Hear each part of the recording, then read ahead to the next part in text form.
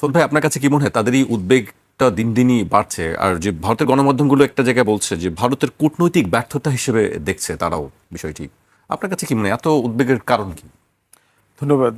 প্রথম কারো একটা বিষয় যেটা চেক করা দরকার সেটা হচ্ছে এই উদ্বেগের জন্মটা কে দিল। আজকে যে বাংলাদেশে তিস্তা প্রকল্প নামক একটা জিনিস নিয়ে আমাদেরকে আলাপ করতে হচ্ছে, কেন আলাপ করতে হচ্ছে, আমাদেরকে কেন পদ্মা ব্যারেজ করতে হচ্ছে, সেটা চীনের টাকায় হোক আর দেশের টাকায় হোক, এই কাজটা আমাকে কেন করতে হচ্ছে?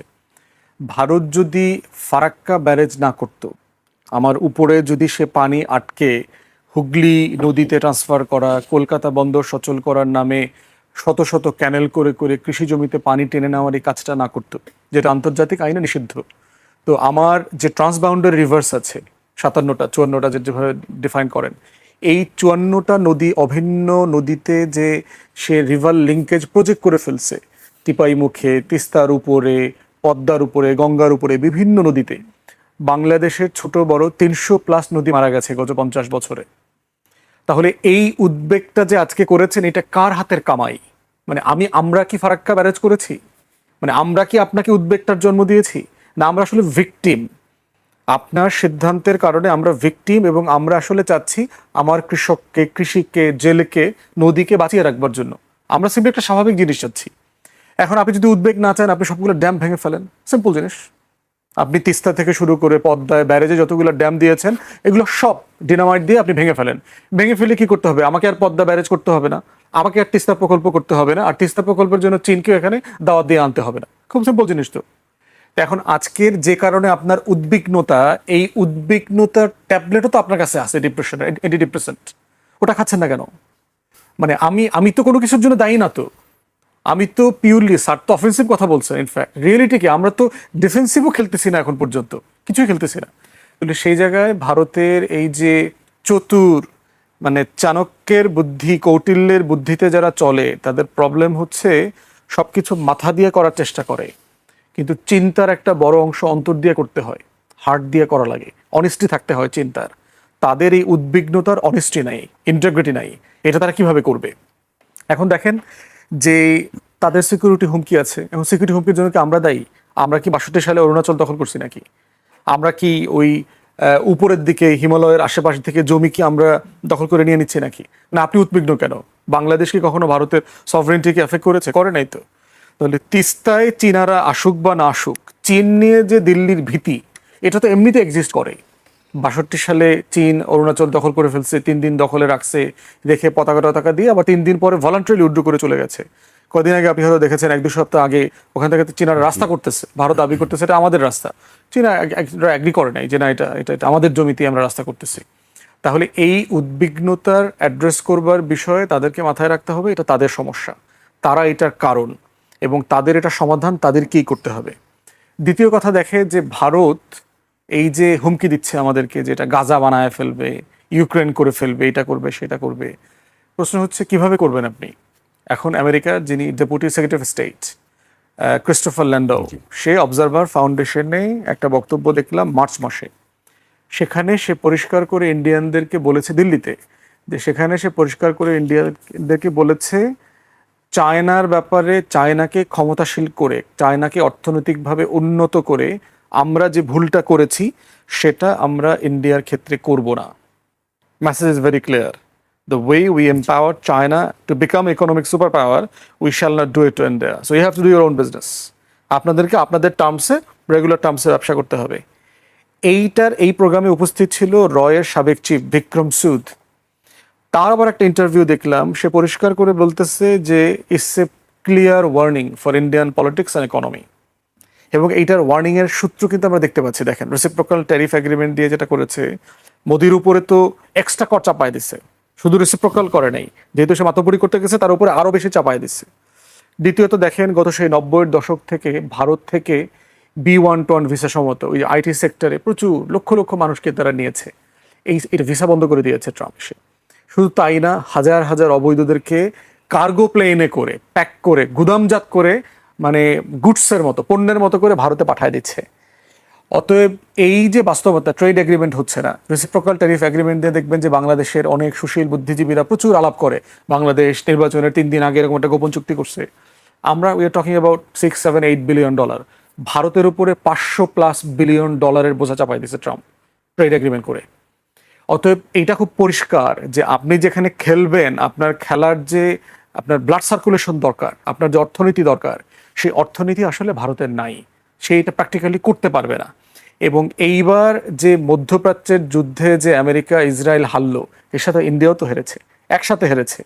অতএব এই যুদ্ধে হারার মধ্য দিয়ে তার অর্থনীতিও তো বিপদগ্রস্ত অবস্থায় আছে। সে তো আর ইরানের মতো রিহ্যাবিলিটেশন তহবিল থেকে টাকা নিতে পারবে না, তার তো এটা সুযোগ নাই। আবার ইকুয়ালি দেখেন যে সে গ্লোবালি ডিপ্লোম্যাটিক জায়গাতে দেখেন তার যে নেইবারহুড, তার যে মহল্লা, তাকে ভারতকে অনেকেই আঞ্চলিক পরাশক্তি বলে। সে আসলে আঞ্চলিক পরাশক্তিও না, সে রাষ্ট্রই তো না, একটা ফ্র্যাকচার নেশন। সে ভারত আসলে একটা কলোনিয়াল স্টেট। তো এইখানে দেখেন তার মহল্লায় কোনো রাষ্ট্র নাই, কোনো দেশ নাই যে তার কথা শোনে। মানে নেপালের প্রধানমন্ত্রী তার সচিবের সাথে দেখা করে নাই, বলে এইসব সচিব টচিবের সাথে দেখা করার সময় আমার নাই, মোদিরে পাঠাও, ফেরত পাঠায় দিচ্ছে। তো সেইখানে আপনার বোঝা দরকার যে ভারতের ইন্টারনাল বাস্তবতাটা কোথায়। পলিটিক্সের অবস্থা দেখেন, ইটস ভেরি টেন্টেড পলিটিক্স, কোনো পলিটিক্স নাই। বিজেপি ভারতের পলিটিক্স শেষ করে দিয়েছে, ভোট নষ্ট করে দিয়েছে, নির্বাচনী ব্যবস্থা ধ্বংস করে দিয়েছে, সকল রাজনৈতিক দলের এমপি মন্ত্রীদেরকে, বিরোধী দলেদেরকে ভয় ভীতি দেখায় দেখায় দল ভেঙে দিচ্ছে। মানে ইটস এ টোটাল ক্যাওয়াস। এবং দেখেন এই ভারতটা কি, সে কিন্তু একটা কলোনিয়াল স্টেট, যেই ভারতের 84-85% নাগরিক স্বাধীন না, তার কোনো নাগরিক অধিকার নাই জাতপাতের কারণে। সেটা একটা কলোনিয়াল স্টেট। এখানে অচ্ছুত, দলিত, তারপরে হিন্দু মাইনরিটি, তফসিলি জনগোষ্ঠী যারা আছে, এরপরে মুসলমান, খ্রিস্টান, পাহাড়ি জনগোষ্ঠী, সবাই হচ্ছে এখানে একটা কলোনিতে বসবাস করছে। অতএব এইরকম একটা কলোনির রাষ্ট্রে থেকে আপনি কার সাথে যুদ্ধ করবেন? কে আপনার সাথে যুদ্ধ করবে? কয়দিন যুদ্ধ করতে পারবেন? আপনার আপনার রসদ আসবে কোত্থেকে? আপনার চারপাশে তো কোনো বন্ধু রাষ্ট্র নাই। অতএব সেই জায়গায়, এবং দেখেন ভারতের ইন্ডিয়ার মানে আমেরিকার জায়গা থেকে দেখেন, যার যে ইন্ডো প্যাসিফিক স্ট্র্যাটেজি, আইপিএস তো ট্রাম্প এসে শেলফ করে দিচ্ছে। ইন্ডো প্যাসিফিকের ইন্ডো শব্দটাই কেটে দিচ্ছে প্যাসিফিক কমান্ড থেকে।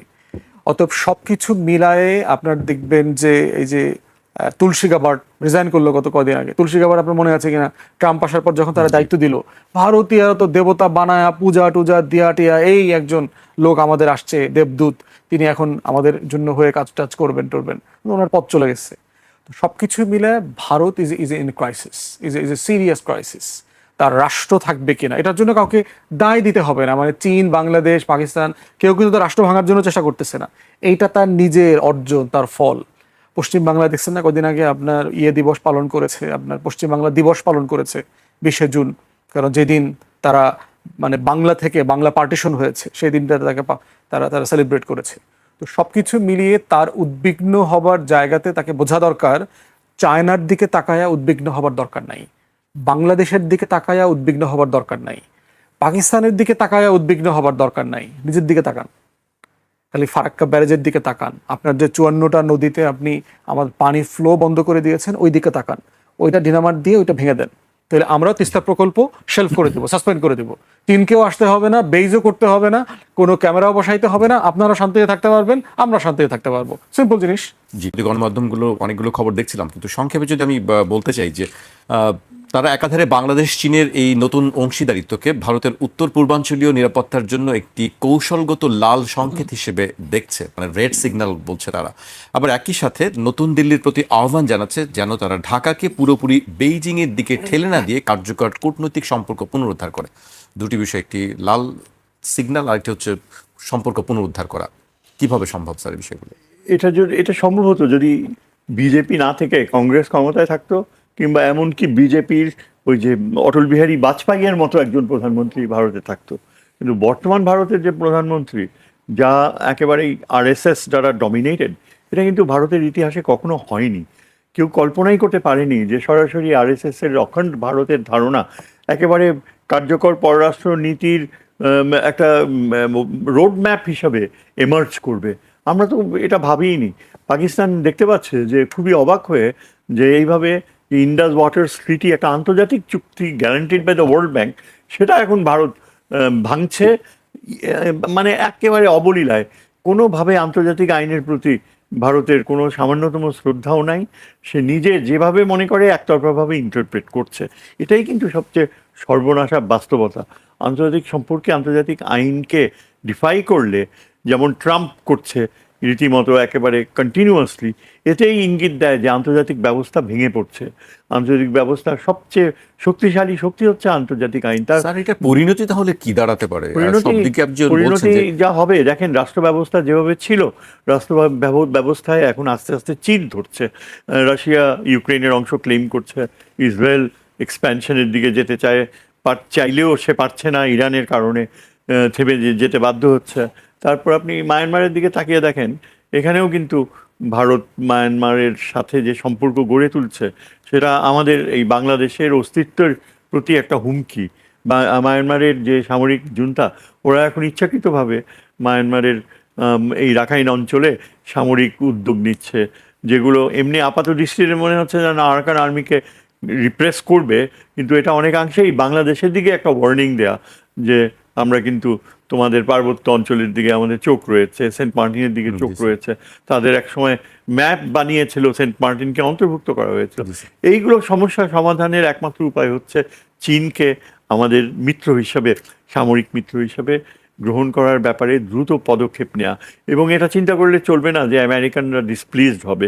আমরা আনন্দিত এটা ভেবে যে মার্কিনিরা অলরেডি এটা বুঝতে পারছে যে ভারতের যে এই যে সুপার পাওয়ার অ্যাম্বিশনস আমেরিকার জন্য কতখানি ক্ষতিকর হতে পারে। এটা যদি আগামীতে ইলেকশনস হয়, ডেমোক্রেটসরাও ক্ষমতায় আসে, কিংবা ধরেন একটা কংগ্রেসের ক্যারেক্টার যদি পাল্টে যায়, তবে এই আমলাতন্ত্রের ভিতরে যখন এই আইডিয়াটা একবার মানে স্ট্রেট ফরওয়ার্ড ওয়েতে গড়ে ওঠে যে ভারত একটা হুমকি, তখন মার্কিনিরা আর আমাদেরকে কি বলে সেরকম চাপ দেয়া থেকে বিরত থাকবে যে চীনের সাথে সম্পর্কে এগুতে পারবে না। আমাদের সবচেয়ে বড় এক্সাম্পল আর গাইড হচ্ছে এখানে পাকিস্তান। পাকিস্তান কিভাবে নানা বাধা সত্ত্বেও কিন্তু চীনের সাথে আনুগত্যের সম্পর্কটা তারা এমন পর্যায়ে নিয়ে গিয়েছে যে আজকে সরাসরি চীন পাকিস্তানের পক্ষে যুদ্ধে অংশগ্রহণ করেছে। অর্থাৎ আমরা ট্রেডিশনালি সবসময় বলে আসি যে চীন ব্যবসায় ব্যবস্থা করে, যারা ক্ষমতায় আসে তাদের সাথেই চীন কি বলে ট্রেড রিলেশনস করে। চীন কখনো অন্যের যুদ্ধে জড়িত হয় না।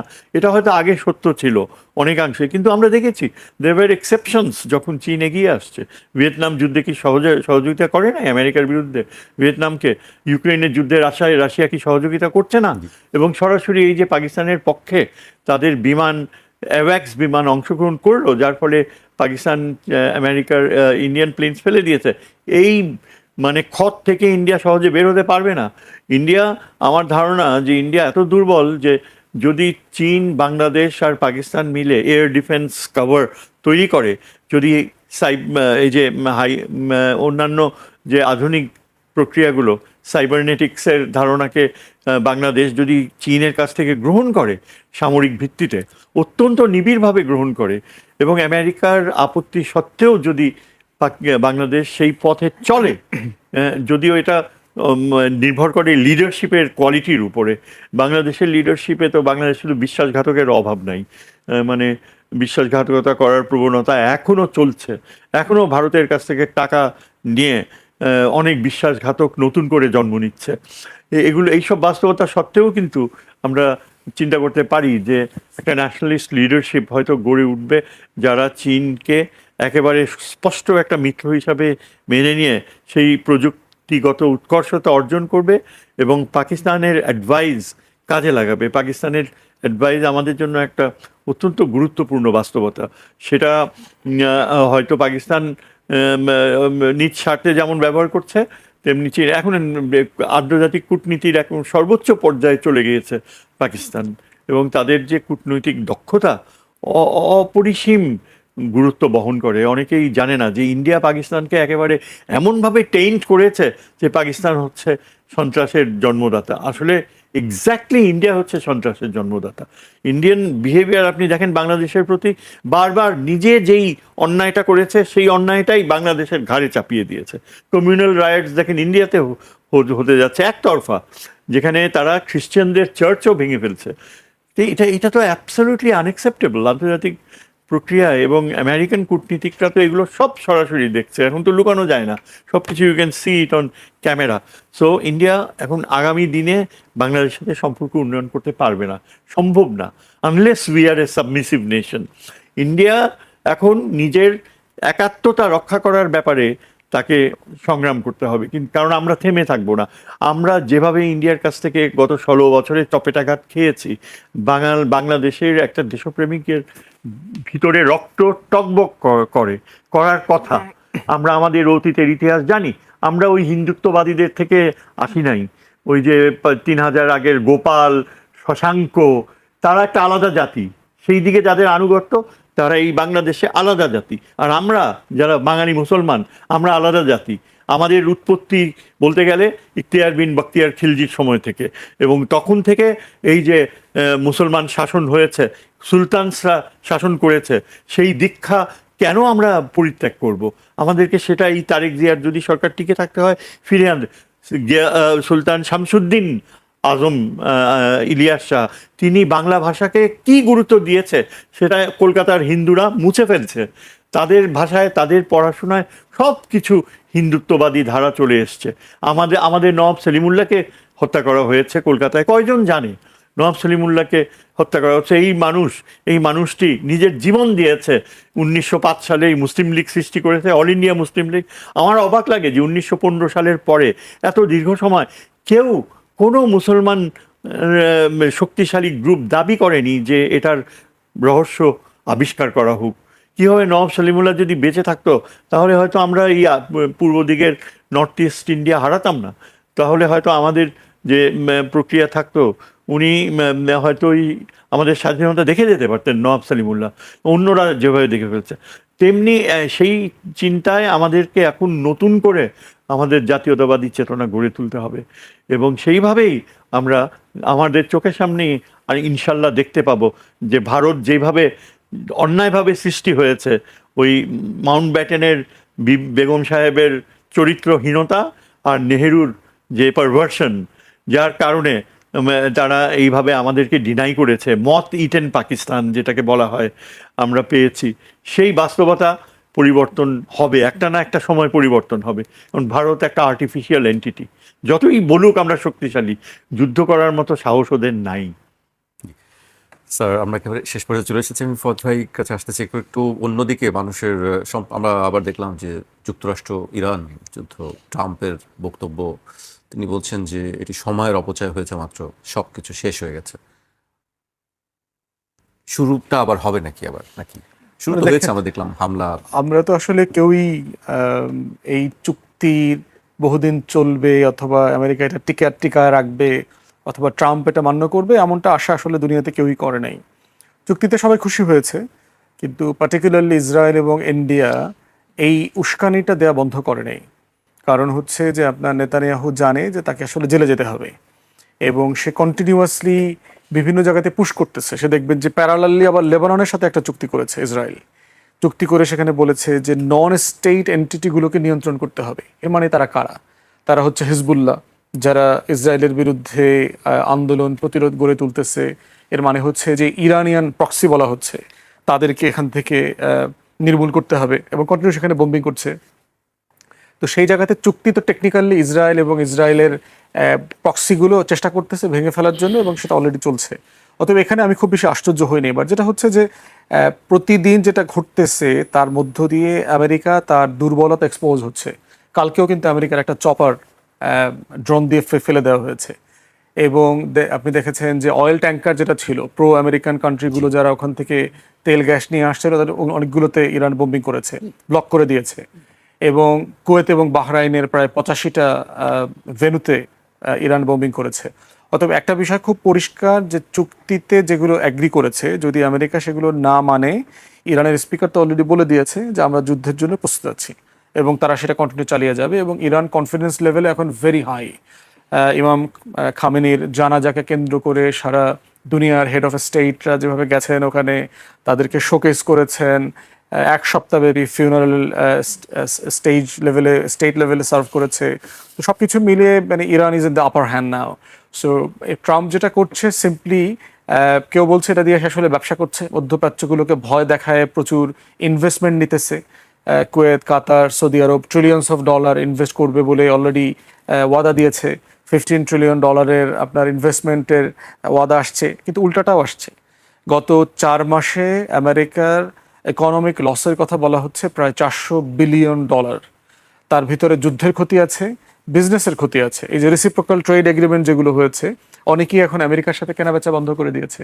কারণ আমি গরিব দেশ, তোমার কাছ থেকে কিনলে যদি আমার বেশি খরচ হয়, আমি তোমার কাছে কিনবো না ভাই, বেচবো না তোমার কাছ থেকে, আমি অন্য জায়গা থেকে কিনবো, অন্য জায়গায় বেচবো। আমি অর্থনীতির ডাইভার্সিফিকেশন করব। আবার এক ইকুয়ালি যেটা হচ্ছে যে আপনার এক্সপোর্ট ইম্পোর্ট ধসে যাওয়ার কারণে যেটা হচ্ছে আমেরিকার ডোমেস্টিক ইকোনমি সাফার করতেছে, তার লেবার মার্কেট সাফার করছে। তো সবকিছু মিলায় হচ্ছে যে আমেরিকার অর্থনীতির অবস্থা কিন্তু ভালো না। তো এই বাস্তবতাটা যদি ট্রাম্প কন্টিনিউ করে, তাহলে তাকে সাফার করা কন্টিনিউ করতে হবে। আমি ইরান অথবা গ্লোবাল সাউথকে যদি ধরি, তার আসলে হারানোর এখানে কিছু দেখছি না। স্যারের কাছে আসছে। স্যার, কিভাবে দেখছেন, মানে যুদ্ধ কি মানে একেবারে ফুল স্কেলে শুরু হবে নাকি এইরকম ভাবেই চলতে থাকবে? না, আমার মনে হয় না।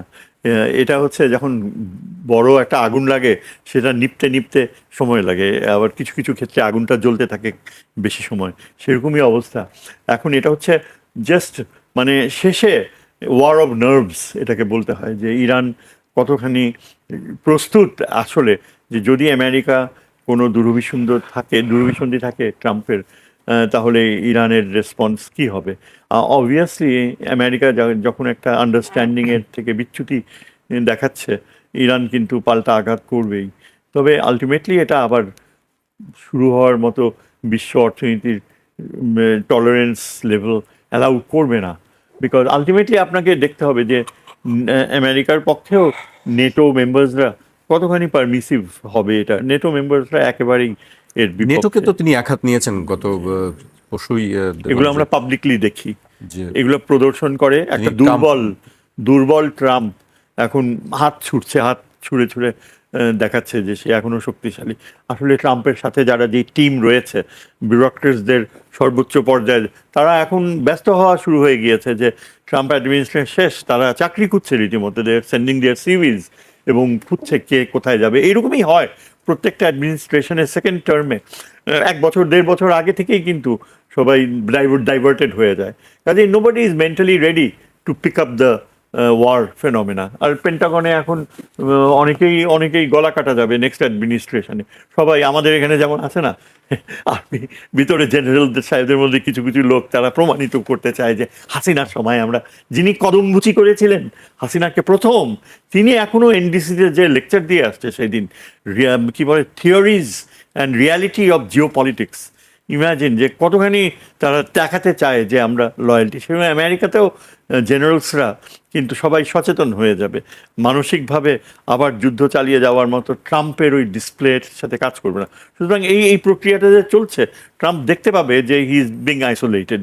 কংগ্রেসও is not ready to put forth his huge bill for war.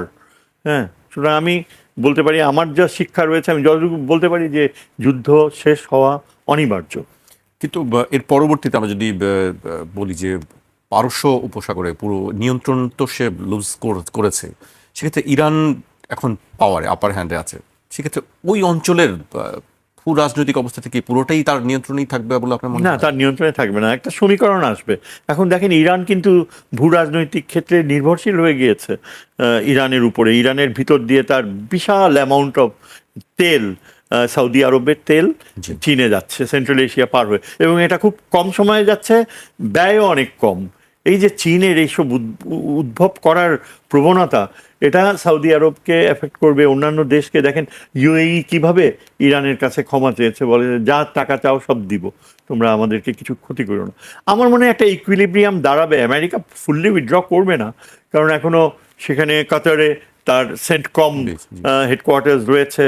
ইসরায়েলকে এখন একটা ইলেকশনের কারণে নেতানিয়াহু কিছুদিন হয়তো দেখাবে, কিন্তু আমার মনে হয় নেতানিয়াহুর শেষ চলে এসছে।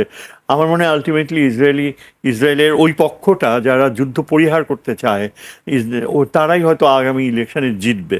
আমার মনে হয় না যে স্যার এখানে এই মুহূর্তে কি গাজার যে ক্রাইসিসটা বহু কাল ধরে, সেটি কি শেষ করার জন্য কোনো উদ্যোগ কি নেবে? আসলে সেই উদ্যোগ নিতে হলে ইজিপ্টকে সামনে, এখন আপনাদের বা আমরা দেখছি মানে উপযুক্ত সময় বলা যায় যেটি, এটার কি রয়েছে ইজিপ্টের হাতে, কাতারের হাতে। ইজিপ্ট ইজ দ্য কি প্লেয়ার। এখন প্রেসিডেন্ট সিসি একটু বোঝা উচিত যে তার টিমকে যে জোর করে হারানো হলো, ওয়ার্ল্ড কাপ সকার কিন্তু একটা রোল প্লে করে। এবং আমার তো ধারণা ছিল যে Sisi will pick up the fall, tell Trump যে look, you get the match replayed or I am going to quit as your ally, এরকম কিছু যদি ফোন করে বলে আমি রেড অবাক কার্ডের হতাম মতো, না। যেটা রেড কার্ডে তার আমি অবাক হতাম না। তবে আসল কথা হচ্ছে যে এটা অনেকাংশেই নির্ভর করছে ইজিপ্টের হাতে, আর এইদিকে এই যে কাতার, তারপর টার্কি, এদের হাতে। আমার মনে হয় ফিলিস্তিন রাষ্ট্রের ধারণা আরও কাছাকাছি চলে আসছে। স্বয়ং মার্কিন যুক্তরাষ্ট্রেও কিন্তু ইয়াঙ্গার জেনারেশন অত্যন্ত সজাগ, তারা ফিলিস্তিন রাষ্ট্রের পক্ষে চলে আসছে, সারা বিশ্বব্যাপী ফিলিস্তিন রাষ্ট্রের পক্ষে। আমরা নাটকীয় কিছু ঘটে যাবে আগামী বছরের মধ্যে। এই বছরেই আমার মনে হয় আমাদের জেনারেল অ্যাসেম্বলির প্রেসিডেন্ট যিনি হচ্ছেন বাংলাদেশের প্রতিনিধি, তিনি একটা নাটকীয় কিছু করে বসলেও আমি অবাক হব না, কেননা তাকে একটা একটা কিছু করে সে বের হয়ে আসতে চায় যে আমি জেনারেল অ্যাসেম্বলিতে মেজরিটিয়ারিয়ানিজমের প্রাধান্যকে সুপ্রতিষ্ঠিত করে নিরাপত্তা পরিষদকে বাধ্য করেছি তার পদ থেকে সরে আসতে। এরকম একটা কিছু করাটা আগামী এক বছরের মধ্যে যদি ঘটে, তাহলে আমি তো বলবো যে সত্যিকার অর্থেই বিশ্ব ব্যবস্থায় একটা মানুষ জেগে উঠেছে, জাতিগোষ্ঠী জেগে উঠেছে। জি স্যার, অনেক আশাবাদী, আমরাও আশাবাদী হতে হতে চাই। চাই। প্যালেস্টাইন নিয়ে সবারই একটি আবেগের জায়গা আছে। আমি শেষ করবো, একেবারে শেষ পর্যায়ে চলে এসেছি। ফুয়াদ ভাইকে দিই, আপনার কাছে কি মনে হয় এটাই কি উপযুক্ত সময় যে আসলে আরব ওয়ার্ল্ডকে প্যালেস্টাইনের স্বাধীনতার জন্য তাদেরকে আবার এক হয়ে কাজ করার? আরব বিশ্বের জনগণ তো এই পক্ষে অলরেডি আছে। আপনি দেখেন আর্জেন্টিনা এবং মরক্কোর মিশরের ম্যাচে আপনার মিশরের যিনি কোচ ছিলেন তিনি তো ফিলিস্তিনের পতাকা উড়িয়েছেন, ফিলিস্তিনের পক্ষে কথা বলেছেন, এবং এটা সারা দুনিয়াতে যথেষ্ট অ্যাকসেপ্টেবল হয়েছে। অতএব এটা সমস্যাটা আপনার জনগণের না, আরব বিশ্বের শাসক গোষ্ঠী যারা হচ্ছে প্রচণ্ড রকমভাবে ইউরোপ আমেরিকার কাছে আপনার স্লেভ হয়ে গেছে, দাসত্বের সেই জায়গায় জায়গাটা চলে তারা গেছে। বের হতে পারবে কি আসলে? এই যে দাসত্বটা ভাঙছে আস্তে আস্তে করে, এই যে তাদেরকে যে ইরান যে শিক্ষাটা দিল, এবং এই যে ক্ষমতার ভারসাম্য পরিবর্তন হয়ে যাচ্ছে, এবং গ্রেটার ইসরায়েলের প্রকল্পটা ইতিমধ্যে ভেস্তে চলে গেছে, যে ইসরায়েলের এক্সপানশন প্রকল্পটা নাই। ঠিক একইভাবে যে প্রকল্পর কপি করে ভারত মনে করছে সে একটা অখণ্ড ভারতের একটা কল্পিত রাষ্ট্র বানাবে, একই প্রকল্প কিন্তু ভারত মহাসাগরে ডুবে গেছে। অতএব এটা একটা হিস্টোরিক্যাল সময়। আমি মনে করি যে ইসরায়েল ইজ সেই প্রায়া স্টেট, এটা কোনো অর্গানিক ফর্ম নাই এটার। অতএব এটা বেঁচে থাকার কোনো যৌক্তিক কারণ নাই, যার নিজস্ব জনগোষ্ঠী নাই, যার নিজস্ব আরব টেন্ডেন্সি নাই ওই রাষ্ট্র কাঠামো, ওই রাষ্ট্র চেতনার পক্ষে। আপনি সারা পৃথিবী থেকে কতগুলো ভাড়াটিয়া আনলেন, আইনে এক জায়গায় গ্যাদার করে বললেন এরা আমার দেশের নাগরিক। এইভাবে তো রাষ্ট্র হয় না। রাষ্ট্র তো একটা লড়াইয়ের মধ্য দিয়ে তৈরি হতে হয়, যারা ওই মাটির মানুষ, ওই জনগণ যারা লড়াই করে একটা রাষ্ট্র বানায়। ইসরায়েল আসলে কিন্তু সেরকম কোনো রাষ্ট্র না। এই কলোনিয়াল স্টেটের জায়গা থেকে ইসরায়েল একটা ফেইল্ড স্টেট, এবং এটা আমি আগামী 50 ইয়ার্সের ভিতরে এই রাষ্ট্র দেখি না আর কি। এটা জাস্ট ম্যাটার অফ টাইম। এটা একটা সময় আসবে যে ইউরোপ আমেরিকাকে আপনার এই পুরো 6-7 মিলিয়ন ইসরায়েলিসদেরকে আপনার রিফিউজি আকারে নিয়ে যেতে হবে আমেরিকাতে। বড় বড় স্টেট আছে, যে কোনো একটা স্টেট খালি করে দেবে, বিশাল জায়গা খালি পড়ে আছে আমেরিকাতে। সো ফিলিস্তিনি রাষ্ট্র একটা অনিবার্য জায়গা। সেটা কিভাবে দেখেন? আপনারা দুজনই খুবই আশাবাদী কথা প্রসেস, বলছেন। এই যে লক্ষণগুলো দেখতে পাচ্ছি। কিন্তু ডোনাল্ড ট্রাম্পের যে প্ল্যান আমরা দেখেছি, যে গাজাকে নিয়ে তার যে বিশাল প্ল্যান, সে গাজাকে নতুন করে গড়তে চায়, নতুন করে সে ওখানকার রেল স্টেট গড়ে তুলতে চায়, সমস্ত কিছু তার প্ল্যান। কত পাগলের কত প্ল্যান থাকে আর কি। যে এখনো তো তার কন্ট্রোলে গাজা, গাজার নিয়ন্ত্রণ আসলে ইসরায়েলের নিয়ন্ত্রণে না, আপনার আমেরিকারও না। গাজার নিয়ন্ত্রণ হচ্ছে ফিলিস্তিনিদের উপরে, যারা প্রত্যেক দিন লড়াই করে ওখানে জীবনযাপন করছে এবং শহীদ হচ্ছে। তারা যদি কারো নিয়ন্ত্রণে থাকতো, তারা ওই এলাকা ছেড়ে চলে যাইতো, মিশর চলে যাইতো, ফিলিস্তিনি আপনার ইসরায়েলে চলে যাইতো, আমেরিকাতে চলে যাইতো। অফার দেওয়া হয়েছে তো আপনার টোটাল মিশরের সাইনাইতে নতুন করে ফিলিস্তিনি রাষ্ট্র করে দেওয়ার অফার পশ্চিমারা দিয়েছে। টোটাল রাষ্ট্রটা বানায় দিবে, গাজাটা খালি করে দিতে হবে। রাজি হয় নাই তো। তাহলে গাজার নিয়ন্ত্রণ আসলে কার কাছে? মনে হচ্ছে সে মারা যাচ্ছে, মনে হচ্ছে সে আহত হচ্ছে, মনে হচ্ছে তার দালান কোঠা বুলডোজ করে দিচ্ছে, কিন্তু আসলে সেই নিয়ন্ত্রণে আছে, কারণ সে লড়াই করতে করতে জীবন দিচ্ছে। অতএব ওটার মালিক তারা, এবং মালিকদের হাতে এটা আছে।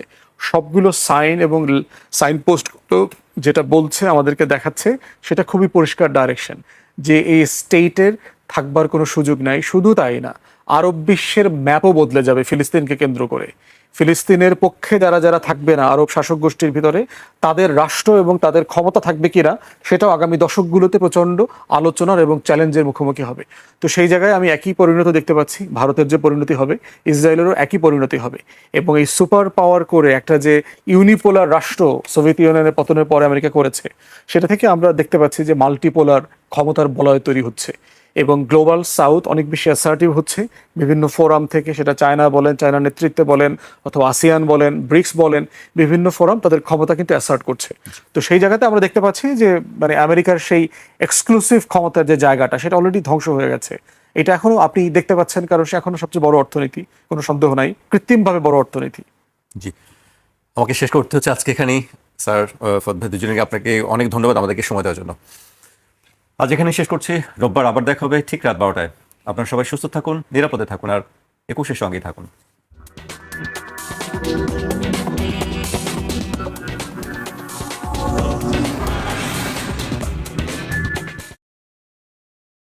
সংবাদ মাধ্যমগুলো নিয়ে আজকে আমরা কথা বলতে চাই স্যার। ভারতের সংবাদ মাধ্যমগুলো গত বেশ কয়েকদিন ধরে এই বিষয় নিয়ে ধারাবাহিকভাবে নিউজ করছে, তাদের অ্যানালিস্ট যারা আছেন তাদের বক্তব্য নিয়ে। আমি আলোচনায় যাবার আগে কয়েকটি গণমাধ্যমের খবর উল্লেখ করতে চাই। দ্য হিন্দু এবং আউটলুক বলছে, বেইজিং তিস্তা প্রকল্পকে কেবলই একটি জীবনযাত্রার মানোন্নয়নমূলক প্রকল্প বললেও এবং এটি কোনো তৃতীয় পক্ষকে টার্গেট করছে না বলে আশ্বস্ত করলেও নতুন দিল্লি একে সহজভাবে নিচ্ছে না। ভারতের দীর্ঘদিনের পানি কূটনীতির ফাঁক গলে চীন যেভাবে এই প্রকল্পে ঢুকে পড়েছে তাকে ভারতের কূটনৈতিক ব্যর্থতা হিসেবেও কেউ কেউ দেখছেন। ইন্ডিয়া ন্যারেটিভ বলছে, কিছু চরমপন্থী ও জাতীয়তাবাদী ধারার ভারতীয় বিশ্লেষক মনে করছেন, শেখ হাসিনা সরকারের আমলে ঢাকা যেভাবে ভারত ও চীনের মধ্যে একটি ভারসাম্য নীতি বজায় রাখত, বর্তমান সরকারের নীতি তার চেয়ে অনেক বেশি চীনপন্থী বা হাইপার প্র্যাগম্যাটিক। তাদের মতে বাংলাদেশ অর্থনৈতিক সংকটের কারণে চীনের প্রতি অতিরিক্ত কাঠামোগতভাবে নির্ভরশীল হয়ে পড়ছে, যা ভারতের জন্য চাপের। স্টার্ট নিউজ গ্লোবাল নামে আরেকটি সংবাদ মাধ্যম বলছে, কিছু ভারতীয় কৌশলগত বিশ্লেষক ভারতকে বাস্তবতা মেনে নিয়ে আরও চতুরতার সঙ্গে খেলার পরামর্শ দিচ্ছেন। তারা বলছেন, বাংলাদেশের উন্নয়ন এবং ঋণের জন্য চীনের মতো বড় অর্থনৈতিক অংশীদার প্রয়োজন। বাংলাদেশ তার সব ডিম্বাণু এক ঝুড়িতে, কেবল চীনের ঝুড়িতে রাখছে না, তারা ভারতের সাথেও সম্পর্ক স্বাভাবিক করার চেষ্টা করছে। তাই ভারতের উচিত আতঙ্কিত না হয়ে বাংলাদেশের অর্থনৈতিক ও বাণিজ্যিক চাহিদাকে নিজেদের অনুকূলে ব্যবহার করা। আরও অনেকগুলো বিষয় আছে, সেগুলো আমি হয়তো স্যার পর্যায়ক্রমে সুযোগ পেলে উল্লেখ করার চেষ্টা করব। একটা জিনিস আমরা দেখছি যে ভারতীয় সংবাদ মাধ্যমের একটি উদ্বেগ কাজ করছে, পাশাপাশি যারা থিঙ্ক ট্যাঙ্ক আছেন তারা একটা পরামর্শ দিচ্ছেন যে আসলে বাংলাদেশের সঙ্গে কিভাবে সম্পর্ককে ঠিক রাখা যায়। স্যার, আপনার কাছে কি মনে হয় তাদের এই উদ্বেগের কারণটা কি? ধন্যবাদ। দেখেন, ভারতের উদ্বেগ তো নতুন কিছু না।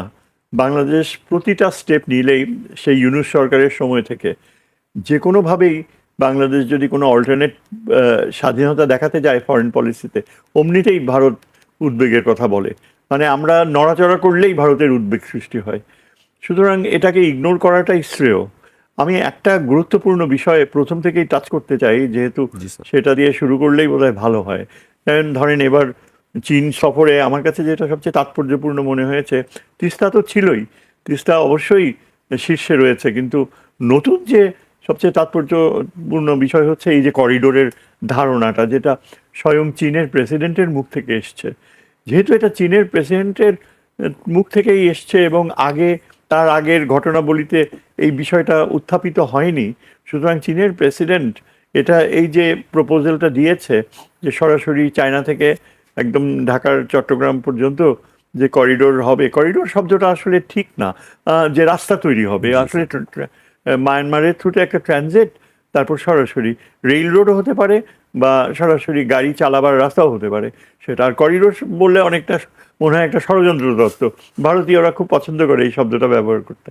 তবে আমার ধারণা যে এই যে চীনের প্রেসিডেন্টের মুখ থেকে এটা বের হয়েছে, প্রথম কথা হচ্ছে যা কিনা ভারতীয় সংবাদ মাধ্যম অলরেডি শুরু করে দিয়েছে বলা, অলমোস্ট প্রায় নিশ্চিতভাবে এক মহিলা আজকে শুনলাম একটা পডকাস্টে বলছে যে বাংলাদেশ তো অবশ্যই এই প্রস্তাব গ্রহণ করবে না, কেননা বাংলাদেশ বলবে যে যতদিন না মায়ানমারে গৃহযুদ্ধ শেষ হয় ততদিন এই প্রস্তাব মানা সম্ভব না। এই যে এই কথাটা বলল, এটা ভারতীয় সংবাদ মাধ্যমের একটা মানে অলরেডি প্রিপেয়ার্ড অ্যাপ্রোচ, যা কিনা এখানে কিছু কিছু মানুষ ব্যবহার করবে। আমি শঙ্কিত হয়ে যাচ্ছি যে সত্যি সত্যি যদি বাংলাদেশের কেউ বা আমলাতন্ত্রের কোনো প্রতিনিধি বা সংসদে বসা কোনো বিএনপির কেউ হঠাৎ চিন্তা করে যে এই সিভিল ওয়ার, গৃহযুদ্ধে কিভাবে এটা সম্ভব, সিভিল ওয়ার তো শেষ, এই ধরনের অবস্থান যদি নেয় তাহলে কিন্তু একেবারে মানে মেরে ফেলবে এই পুরো আইডিয়াটাকে। অন্যভাবে আমি বলবো যে এটা, এই প্রস্তাবটা যেহেতু চীনের প্রেসিডেন্ট স্বয়ং নিজে দিয়েছে, তিনি নিশ্চিত করবেন এবং চীন সরকার নিশ্চিত করবে যে এই যে মায়ানমারের দীর্ঘ পথ পাড়ি দিয়ে বাংলাদেশে আসবে সেই পথ নিশ্চিত থাকবে। কারণ আমরাও জানি ভূ রাজনীতির ছাত্র হিসাবে যে আরাকান পর্বতমালার পশ্চিম দিকটায় যেখানে এই আমাদের আরাকান আর চীন রাজ্য রয়েছে, এই জায়গাটা সংকট রয়েছে। কিন্তু এখানে তো পদচারণা হয়, চীনের বিশাল পাইপলাইন রয়েছে, চীনের একটা সামরিক উপস্থিতি যে থাকছে না তাও বলা যায় না। চীন স্টেটে আর আরাকানে গেলেই একটা চীনের একটা পোর্ট রয়েছে বঙ্গোপসাগরে। সমস্ত কিছুই কিন্তু দেখা যায় যে চীনের নিয়ন্ত্রণের মধ্যে আছে। আর তাছাড়া আরাকান আর্মি তো চীনের অস্ত্র ব্যবহার করে, চীনের বিরুদ্ধে কোনো অবস্থান নেবে এটা অকল্পনীয়। আবার যদি পূর্ব মায়ানমারে দেখেন, আরাকান পর্বতমালার ওই পাশটায় মূলত শান, ক্যারেন, কাচিনরাই নিয়ন্ত্রণ করে। এরা সবই কিন্তু চীনা গোত্রভূত এবং এরা ক্ষণে ক্ষণে চীনে যায়, চীনে আশ্রয় নেয়, মায়ানমার বাহিনীর হাত থেকে বাঁচার জন্য তারা চীনের সাথে সংযোগ স্থাপন করে। এরা কখনো ওই আরাকান পর্বতমালার পূর্বে এরা কখনো বাধা সৃষ্টি করবে না। আর তাছাড়া আরেকটা ব্যাপার হচ্ছে যে চায়নার কুনমিং থেকে মন্দালয় পর্যন্ত অলরেডি রয়েছে, সড়ক ব্যবস্থা রয়েছে। ভারতের থাইল্যান্ডের দিকে যায় ভারতীয়রা, মায়ানমারের ভিতর দিয়েই যায়, থাইল্যান্ডে প্রবেশ করে। সেখানেও তো আমার কথা হচ্ছে এই যে যারা এখানে যদি কেউ বলে বা আর্গিউ করে, এটা এত স্থূল আর্গুমেন্ট হবে যে সিভিল ওয়ার শেষ হবে। সিভিল ওয়ার কখনো শেষ হবে না মায়ানমারে। এটা ওদের গোত্রগত বাস্তবতা, এটা ওদের সেন্টারের কন্ট্রোলের বিপক্ষে বিভিন্ন গোত্রের একটা কর্তৃত্ব স্থাপন করার অর্থনৈতিক স্বার্থ জড়িত রয়েছে। এভাবেই এই মায়ানমার রাষ্ট্র চলে এসছে, মায়ানমারের ধারণা চলে এসছে, ভবিষ্যতে এভাবেই চলতে থাকবে। আমরা যতই মনে করি না কেন যে ভেঙে যাবে বা যুদ্ধ শেষ হবে, তার কোনোটাই হওয়ার সম্ভাবনা আমি দেখি না। আর তাছাড়া এরকম এক্সাম্পল আফ্রিকাতে রয়েছে। আফ্রিকাতে চীন যে রেলওয়ে করেছে, সেই রেলওয়ে বিভিন্ন দেশের হার্টের উপর দিয়ে চলে গিয়েছে এবং সেখানে যে গোত্রগত দ্বন্দ্ব সেই রাষ্ট্র তৈরি করার সময় থেকে চলে আসছে। কারণ জিওমেট্রিক বাউন্ডারিজ যাকে বলি, স্ট্রেট লাইন টেনে দিয়ে বাউন্ডারি তৈরি করা হয়েছে এবং সেখানে তো গোত্রগত দ্বন্দ্ব কত রকমভাবে চলে এসছে। সেখানে চাইল্ড সোলজার্স ইন্ট্রোডিউস হয়েছে। সেই গোত্রগত দ্বন্দ্বের কারণে চীনের রেলওয়েজ তো থেমে থাকে নাই। আজকে বৈপ্লবিক পরিবর্তন হচ্ছে আফ্রিকান দেশগুলোর জীবনযাত্রায়, just because of this connectivity. সুতরাং অবশ্যই আশা করা যায়। আমি মনে করি যে আমাদের সরকারের উচিত ছিল, যখন চীনের প্রেসিডেন্ট প্রস্তাব দিল, সাথে সাথেই আমাদের প্রধানমন্ত্রীর উচিত ছিল গভীর আস্থার সাথে চীনের এই প্রস্তাবকে তাৎক্ষণিকভাবে অ্যাকসেপ্ট করে নেওয়া। যে we are honoured, we are privileged Mister President that you have offered this proposal. আমরা জানি যে যখন এই যে মায়ানমারের রোহিঙ্গার সমস্যা শুরু করা হয়, তখন আমরা অনেকেই সিনিয়র কূটনীতিক যারা ছিল, যারা এখন রিটায়ার করে গেছে, তাদের সাথে কথায় কথায় বলতাম যে ভাই তোমরা মিলিটারি স্টেপস নাও না কেন? রোহিঙ্গাদের ফেরত পাঠাতে হলে আমাদের অবশ্যই সামরিক পদক্ষেপ নিতে হবে। তখন এদের খুব স্ট্রং অবস্থান ছিল, ফরেন মিনিস্ট্রিরই খুব স্ট্রং অবস্থান এই ছিল যে আমরা এই রোহিঙ্গা ইস্যুটা একটা আন্তর্জাতিক বিষয়, সেটা জাতিসংঘ দেখবে, মার্কিন যুক্তরাষ্ট্র দেখবে, আমরা কেন এর পেছনে আমাদের সম্পর্ক মায়ানমারের সামরিক বাহিনীর সাথে ক্ষতিগ্রস্ত করব? আমাদেরকে ভবিষ্যতে মায়ানমার হয়ে চীনে যাওয়ার রাস্তা তৈরি করতে হবে, সেটা চীনকে রাজি করাতে হবে। সেটাই হচ্ছে আমাদের একটা বড় কৌশলগত উদ্দেশ্য। এক্স্যাক্টলি এই পজিশন ছিল ফরেন মিনিস্ট্রি। কাজেই আজকে এটা নিশ্চিতভাবে বলতে পারি যে এই যে প্রস্তাব দিয়েছে চীনের প্রেসিডেন্ট, এটা অনতি বিলম্বে আমাদের চীনকে জানিয়ে দেওয়া উচিত। এবং এটা নিয়ে যারা বাধা সৃষ্টি করবে, যারা বলবে সিভিল ওয়ার হচ্ছে, আমরা কেন ঝুঁকিতে যাব, চীন অনেক বেশি লাভবান হবে, আমরা কেন মার্কিনীদের অনাস্থায় যাব, এগুলো এত অসংলগ্ন যুক্তি যে এগুলো তাচ্ছিল্য ছাড়া আর কোনো কিছুই করা উচিত না। মার্কিন যুক্তরাষ্ট্র আসলে চাইবে, তাদের অ্যাডমিনিস্ট্রেশন চেঞ্জ হচ্ছে, তারা দেখতে চাইবে যে চীনের সাথে আমাদের যোগাযোগ ঘটে উঠুক। আপনি দেখেন এখানে যে মার্কিন রাষ্ট্রদূত ঘুরে বেড়াচ্ছে সারা শহর আনন্দে, কত রকমভাবে আমাদের এখানকার খাবার টেস্ট করছে। সেদিন দেখলাম যে তিনি ঘুরে ঘুরে বিভিন্ন জায়গায় যে সেখানকার ল্যাঙ্গুয়েজ, কালচার এসব নিয়ে কথাবার্তা বলছে। এগুলো ডিসপ্লে করছে কেন? ডিসপ্লে করছে এই জন্য যে মার্কিনিরা খুব খুশি হচ্ছে যে ভারতের গালে একটা চপেটাঘাত পড়ুক। এখন আপনি যেই কথাটা বললেন যে আরও অন্যান্য তিস্তার ব্যাপারটাও আমি বলি, যে আমি সরি আমি একটু বেশি সময় না, নিয়ে নিচ্ছি, সমস্যা নেই স্যার। তারপরেও এটা সত্যি কথা যে তিস্তার প্রশ্নে অবশ্যই এখন জিওপলিটিক্স সবচেয়ে বড় প্রাধান্য পাওয়া উচিত, পাচ্ছেও। তিস্তার ভিতর দিয়ে এখন ভারত এত প্রোপাগান্ডা করছে, তাদের ভাষ্যকাররা একেবারে মুখের ভাষাকে রসে পরিণত করছে, যে আমাদের ভিতর দিয়ে, আমাদের নদীর ভিতর দিয়ে কিভাবে বাংলাদেশ তিস্তা প্রজেক্ট চাই, চীনকে দেয়, আমরা দেখে নেব। এদের একটু বোঝা উচিত যে তিস্তা অরিজিনেট করে সিকিমে, সিকিমের বাউন্ডারি ঠিক খুব কাছেই হচ্ছে চীনের বাউন্ডারি।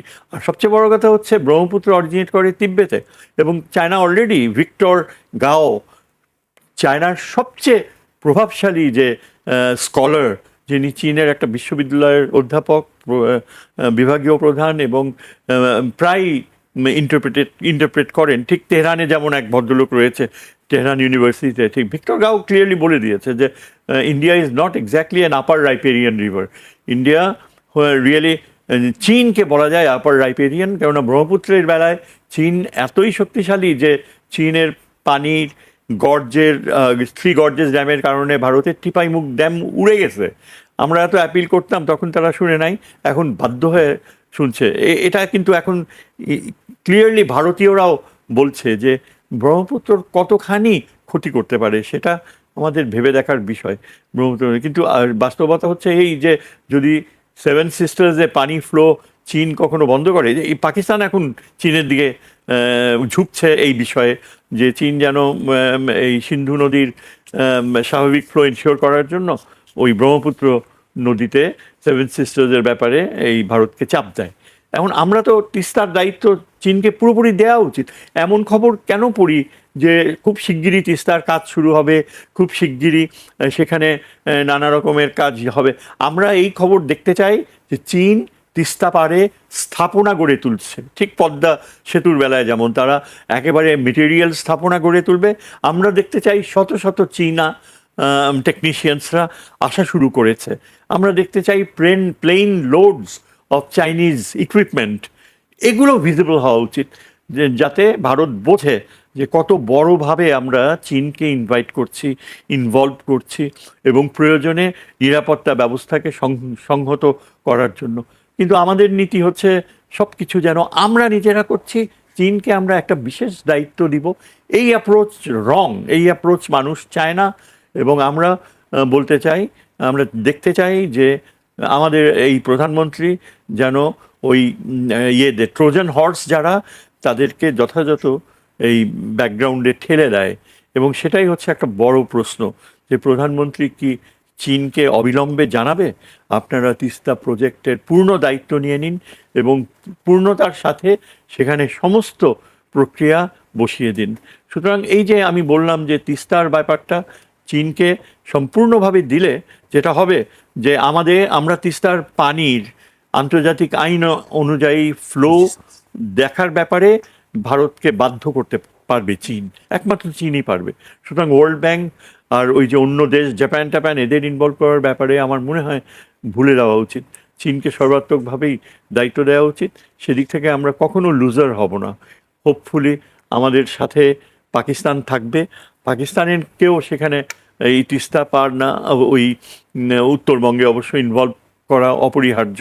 চীনকে আমন্ত্রণ জানাতে হবে লালমনিরহাটে বেস ফেসিলিটি করুক তারা, যাতে যতদিন না চীন থেকে আমরা এই বিমান পাই, চীনের বিমান বাহিনীর একটা অংশ আমাদের লালমনিরহাট প্রোটেক্ট করবে। কেননা ভারতীয়রা খুবই উগ্র হয়ে যাচ্ছে, এবং তারা ওয়ার্নিং দিয়েছে যে চীনকে যদি ইনভলভ করে বাংলাদেশ, তাহলে কিন্তু ভারত তার সামরিক বাহিনী, এটা একটা টার্ম ইউক্রেনাইজেশন, লেটেস্ট আমাকে একজন ফরেন সেক্রেটারি রিটায়ার্ড, তিনি এই সামরিক বাহিনীর সদস্য ছিলেন, তিনি আমাকে খুব স্ট্রংলি এই মেসেজটা পাঠিয়েছেন যে ইউক্রেনাইজেশন পলিসি এটা এখন ভারতের গভীর একটা কি বলে চিন্তার ব্যাপার, এবং বাংলাদেশের চারপাশে তারা এমন এমন অবস্থান নিচ্ছে যে এই যে মন্দির রামের মূর্তি করা, তারা ইচ্ছা করে চাচ্ছে প্রভোগ হই আমরা, এবং যাতে তারা সামরিক শক্তি ব্যবহার করে।